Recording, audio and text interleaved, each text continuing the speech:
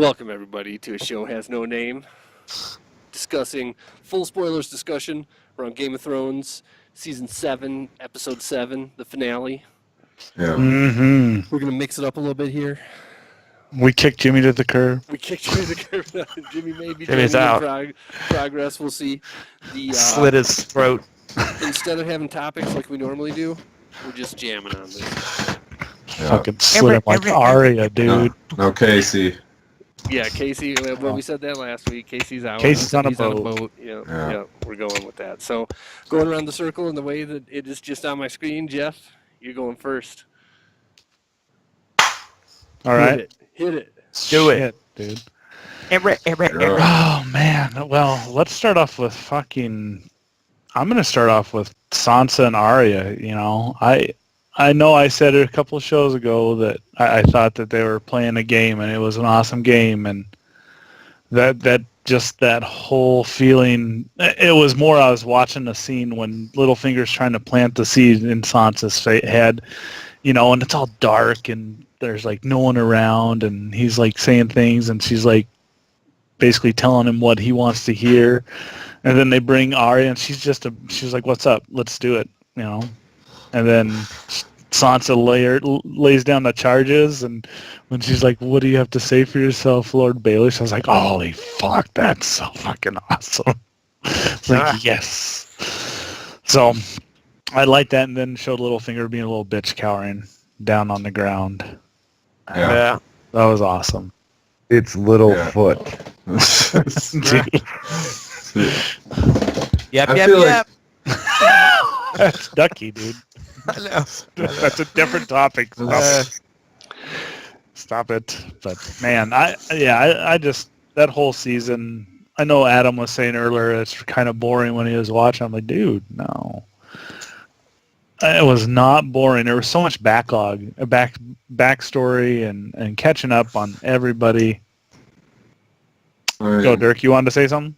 Well, I'm just thinking, I don't know how long they'll sustain this, but Sansa is incredibly powerful if Arya is her court assassin, so to speak. Absolutely. Yeah, I could see that. I could see that's that. cool. I think Arya was hinting at it. I mean, Arya is skilled. I mean, she's not the same. Obviously not the same, but she's like legit dangerous now. And to have her in the circle at Winterfell could make Sansa a big, a powerful person in the future. Right. For sure. Awesome to watch her just walk up and walk back. That was awesome. He's on the ground. And yeah, Jeff, you were right. The whole awesome to see Littlefinger on his knees. Right. Yeah. He never, since a the bitch. show has started, has he been in that position. And in the end, that's where he was. Was it? So yeah, fun to watch. So from there, like, I guess let's talk about the meeting. You know, I feel like, to be honest, my favorite part of the whole meeting was Brienne and the Hound. I thought of all the people who kind of got back together, their little conversation with each other was awesome, and especially the kind of Arya. Yeah, well, why aren't you protecting her? Well, because she's a badass now. We got a smile out of the Hound on that one. Yeah. Yeah. That's my girl. Well, and the Hound showed that you knew that he cared for Arya when they were together, but he's the Hound, and that smile just showed that he looked at her as like his daughter, honestly. Yeah. And we got some confrontation with Zombie Mountain, where he just said, "Fuck it, I'm gonna walk up and say my shit," and he did it. What was he what's your guys' impression? What was he talking about when he said, like, to his brother that you know who's coming for you? Yeah, what does he mean? The Hound's gonna kill him. You think that's No, he said who's coming for you. Like someone in particular. He didn't say that I'm coming for you. It sounded like he was talking about something we didn't know about, or I didn't know about. Maybe it's the Lord of Light, because he was brought back not using the Red God, to, like what's his nuts, and like Jon Snow. Jon Snow or Could be, Aegon Targaryen, if you want to just throw that spoiler out there. So let's talk about that real quick too, since you went there. Yeah, I got. There's some shit. I feel like myself personally, like they acted like it was a big reveal. I know. And really, other than like his name that his mom gave him, it wasn't for people who pay attention to the show. I thought pretty disappointing. Right. The The only thing reveal. The only reveal about that name that's important is that Aegon. There have been 5 Aegons that sat on the throne previously, so he would have been number 6, and his half brother was one of the 2 that was murdered. Rhaegar's other son with Ella Martell was murdered. That's who the Mountain killed. Yep. And in the book, that baby is called Aegon, and he isn't murdered. But I don't know if he's called Aegon in the show. There's some confusion and some uproar among some of the fan communities about the fact that why would she name her baby Aegon after the other infant that was just killed, Rhaegar's other infant. But it's cool to think about it in those terms. Like, if he, since he's the legitimate heir to the throne, if he were to take the throne, he'd be Aegon the 6th and continue the line. Sure. But that's it. Yeah. Otherwise, it's not really that. Everybody knew what it was. You have to say brother like Iran did.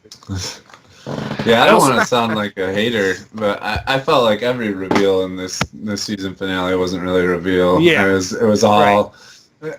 I was hoping for something more, some big final shocker or something, and it was all just kind of wrapping up stuff that we already knew, like with Cersei,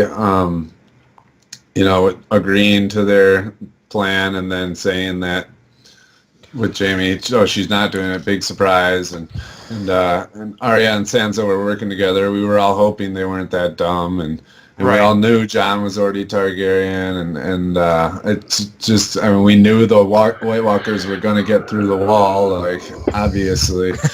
Just kind of I was hoping for something more at the end, and didn't really get it. It was a good recap and ending to it all, but I was hoping for some big final thing, and felt like we didn't really get it. I agree with you 100%. Yeah. Like I spent like the 2 days before going, oh man, what are the things that could happen that would be crazy, that would blow me away, and having all these different ideas and stuff that would possibly be, totally nuts. And nothing happened. They just resolved everything. So I do agree. And if you look in seasons past, the last episode is never really the big one. It's always the penultimate. No. Yeah, the penultimate episode of the season is always the one where they drop the hammer. Yeah. Like the Battle of Blackwater Bay, right. all the Red Wedding, all of those are right before the end of the season. They weren't big reveals. Everyone knew it, but I think it was more the subtlety that it actually shows that even though Bran's sitting there in his wheelchair. What about Bran not doing shit? He's sitting there not doing shit, and then he's got this attitude like, I'm the three-eyed fucking raven, and I know everything, and he's actually fucking a Sand because he's part Steve of Dorne. Harvey and all over the place. And he's sitting there saying, Jon Snow is actually Jon Sand because blah, blah, blah. And then Sam's like, no, motherfucker, I got the domino right here, and you're wrong. So it shows that Bran is not infallible. Absolutely. Yeah, you would think that he would have seen Sam having that conversation. Yeah, exactly. I think it's kind of a weird, There's a few things like that where I'm like, really? Yeah. I thought, to me, like, the one big thing that did happen that I was kind of fired up about in this episode, though, was the whole Jaime leaving Cersei, basically. Yes. Interesting. Seems it shows like she gave the Mountain the nod to kill him, and then he did, and then let him walk by, right? And so then, does... Oh, go ahead, sorry. My kind of question is, it seemed like he was going to take the armies and go join everybody because he's trying to be honorable, but then once him and her had that little argument, he was just kind of seen by himself riding away on his horse. So without his armor. Correct, without his armor and without an army, right? So I'm curious. I think is he just gonna rolling join up up to the rest of the good guys and by himself and saying, "Hey, she's nuts. I'm with you guys at this point. Like, I feel like that kind of leads up to looking into next season and putting in place who's going to be running the show all around the kingdoms when whoever is an inevitable king or queen. I think you almost give Jamie Casterly Rock back. You know what I mean? I think the King Slayer is going to become the Queen Slayer, and he's going to give him inside information. Yeah. But it shows Cersei. It actually showed Cersei's great weakness, even for all her talk. As much as she hated Tyrion, she didn't kill Tyrion, and she didn't kill Jaime. But then you look at the Mountain. Did the Mountain actually get the nod and not go through with it because he respected Jaime? If there's some way left, there has to be something. But he had his sword half drawn. She nodded. He was like, "What's up?" And Jaime's like, "I don't have time for this," and he just walked out. Right. Which I mean. Yeah, but Cersei wasn't like, "What are you doing? Get him." Yeah. She was, like they both are just like, "Okay." Well, and you could see her quivering, holding back when she said, because Tyrion probably dropped a deuce right there on the floor when. We can transition into that too. So while Jon and Dany are doing it, Tyrion's little hallway trip. Yeah. A lot of people are talking. There's a few theories out there. The director came out and said that it's basically just him realizing that this probably shouldn't be happening, and there's some strategic issues going on in his head where he's like, shit, this kind of fucks us if they hook up. But there's also darker theories that suggest that he planned something with Cersei, but I just don't see that. Well, and that's possible, right? I mean, I was surprised that she, that Daenerys allowed him to go talk to Cersei by herself. Or by himself, you know what I mean? Like, he was kind of convincing that, hey, she's not going to listen to any of you guys. But still, it seems like, especially this season, she's been a little distrustful of him the whole time, saying, you're trying to be this military strategist against your own family, and you're failing every time. So what's up with that, And then, to let him go have that private conversation. Like, I feel like they would have showed it or hinted at it a little bit more if that was the case. But I hear it. It's plausible for sure. I mean, Jeff, the big thing, just to go back, because I've been just kind of listening to you guys as the casual viewer.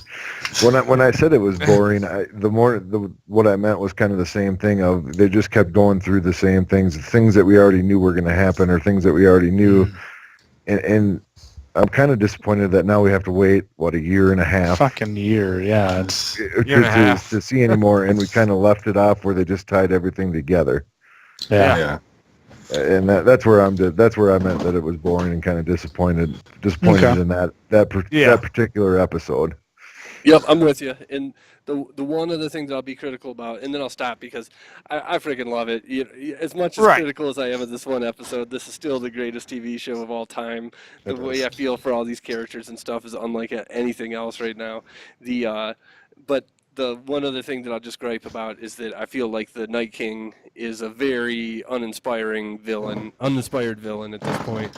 I feel like there has to be some sort of backstory behind him other than just like the looming evil, and who is he? What's going on with that? Like, I was hoping they kind of drop that bomb on us. I don't know if they ever will at this point. He might just be the Grim Reaper, and it is what it is. If you read the theories out there, there's a lot of theories that I've read that he's a Stark. That he's a Brandon or something, huh? Yeah, that he's a Brandon Stark. That he's a Stark somewhere in the line. Yeah, I'm thinking more Targaryen because old boy was on a frost dragon. That's the ice part.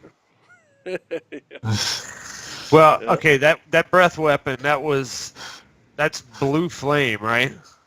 That's kind of what I thought. Nate says it's ice, like an ice blaster. Jeff said ice plasma. I think it's like an ice plasma, like it's super cold and being like liquid nitrogen, so it absorbs all the moisture out of the ice, which just causes it to collapse and become powder because there's no moisture left. It just disintegrated. I couldn't tell if it was just blue fire or actually everybody's saying blue fire on internet, but who knows? So, and speaking of that scene was excellent to watch the Night King riding him, knocking the wall down. That was pretty sweet. The music too, that score right there. Yeah, was the awesome. music was great. I love how the dragon's already looking undead with his like tears in his wings and all that stuff too. Like I love as much as I like the Night King and just all of the undead army. I really always had like I really liked looking at the horses the most because they're all like half skeletal with stuff falling off and whatnot. And so now to see the dragon kind of changing that direction is awesome. Really great scene. The one thing that again kind of I don't want to say this is a disappointment, but what's the redheaded barbarian? Torment Giant's Bane. He might be dead. I don't know.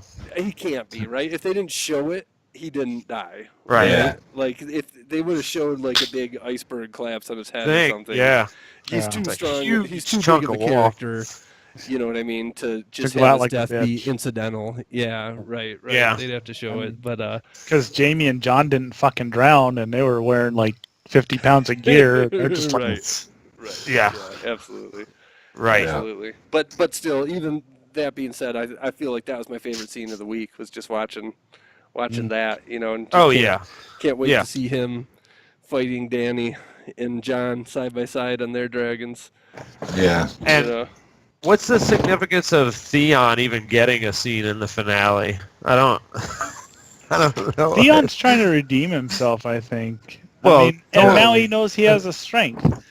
You know, he got kicked in the balls and it didn't hurt. Now he's just like, what is dead cannot die. Comic relief, I guess. Yeah. I thought that fight scene was kind of. I mean, he just gave him one good headbutt and then took him out. That seemed kind of almost unrealistic. That was a big dude. Well played. That headbutted him first. He and knocked his bone back into his head there. Yeah. You know, again, they're just lining it up. They got to give each kingdom a ruler, and you know, him and his sister are gonna rule the Iron Islands. Right. Yeah. You know? But his dad may never die. He's gonna save Yara, I think. Would you say, as a whole on the season, that I have to say my favorite episode was the Battle at Highgarden? Yeah. Just all the way through. That was fantastic, man. Just as a season, that was my favorite episode. I think that was probably the biggest reveal was at the end of Battle of Highgarden when Lady Tyrell tells Jamie, he's like, I killed your son, motherfucker. What you going to do about it? You already poisoned me. Oh, yeah. No, I mean the second half when the Dothraki and everything pull up. And yeah. And, yeah. Yeah, to be honest, I can't sit there and rank them. I thought up until this finale one, every single one blew me away. I walked away from my TV on Sunday nights going, damn, that was the greatest thing ever. Like week after week, all first of those 6 episodes. Yeah. One, like I say, like Corey said, I agree, kind of disappointing but by the numbers, kind of tying it up. I'm with Corey and Adam there, but yeah, the other 6 episodes are just mind-blowing to me. I'd have to go with last week just because of all the different things that we figured out between killing the main nice lord dude or whatever to kill all the extra zombies to him not bending to the knee but counter Danny. And if you notice in this episode, we still don't see him actually bend the knee. He says it, but he still doesn't actually do it. No, he gets between her knees. I mean, right, but he doesn't actually bend down to her.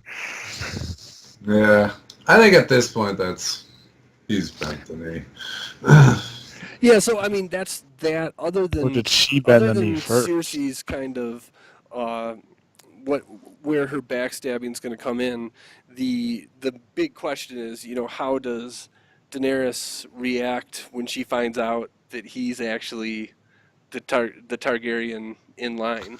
You know, I can't imagine she'll be happy with it. Yeah, and maybe that's what Tyrion knows. I don't know. Right. You know, I think she'll be more okay with that than the fact that she just slept with her nephew.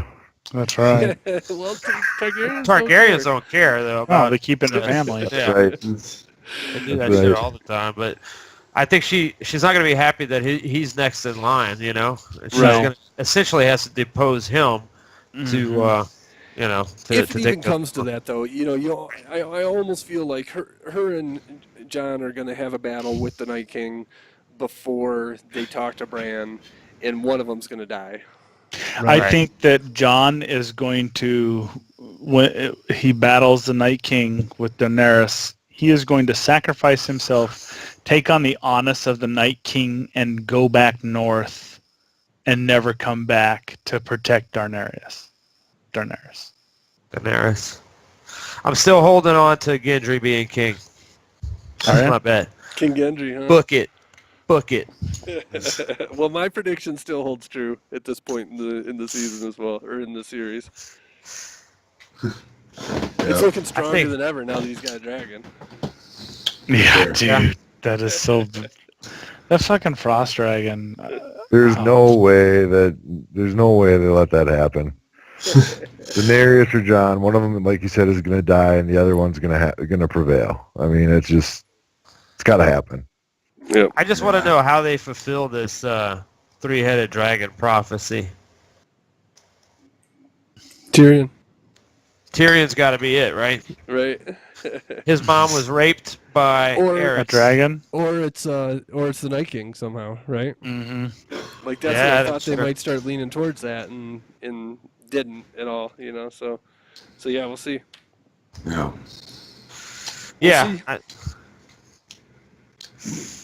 What else? I think Rhaegar actually named his son Aegon as in anticipation that he would be Azor Ahai or whatever, the hero reborn. So we'll see. There's a lot to play with for 6 episodes. Right. Absolutely. That is. What is it? Is it 6 for next year or 7? 6. Those cocksuckers. That's to me. That's the major issue. Is that I was thinking about that. We probably would have had more questions answered, and probably I personally would have been happier with the outcome if it was fleshed out more. I was thinking about that because they shortened the seasons, and we're all pissed about it, but. You look at how much money they must have put in production this season. Sure. Yeah, I wonder if that's why they shortened it down to seven episodes and then 6 is so that they had the same budget. But if they only did many shows, they could use more money to put into those last shows to make them just a fucking epic frost dragon. Yeah, right. I'm still hung up on this frost dragon. Absolutely. I think also, just to be honest, as much as it sucks that we have to wait another year and it sucks that there's only 6 left, the flip side of that is that you look at all these other shows that just go on forever until people are bored of them. Yeah. You know what I mean? Yeah. Like, I'm glad. Like How I Met Your Mother. That drug on for fucking 3 years. Is it a year or is it a year and a half? Because I read something that said early March 2019. Yeah. What? Yeah. Bite your tongue, you fucking sadistic bastard. Yeah, they got a year and a half, and that's where, if HBO did anything wrong with the series, this is where they're doing it wrong. I think they're going to lose a lot of viewers. They won't lose viewers. They won't lose viewers, but it's pissing people off. I mean, I'm not. But if they come if they come back and they're all these super high quality, high production value shows, nobody will care. We'll all be fired up about it whenever it kicks off. I can see them waiting though because they want to wait for winter's coming. Because that was one thing when Jaime was leaving King's Landing, it was snowing. Right. Yes. In King's Landing. Yeah. Yep. So I think that's part of it. Is they even I'm like, why would you want to film on location when it's fucking cold? Right. Real. Yeah. But. All right, we good? That's it, man. I guess. Yeah, I don't know. This is it. All right. Well, it's over. Are we ready to do predictions for next year, or are we going to wait for the first show next year? I'm down. Let's go around the horn real quick. Adam, go. Predictions. Oh, God, I didn't want to go first. Big prediction. Obviously, either Danny or Jon die. They do prevail over the White Walkers, and there's some type of war, and my prediction is that Sansa will end up on the throne at the end of it. Sansa. Wow. All right. Yeah, so I'll go with I feel like, especially the way that this episode went, that they just lined everything up. They're gonna knock it all down.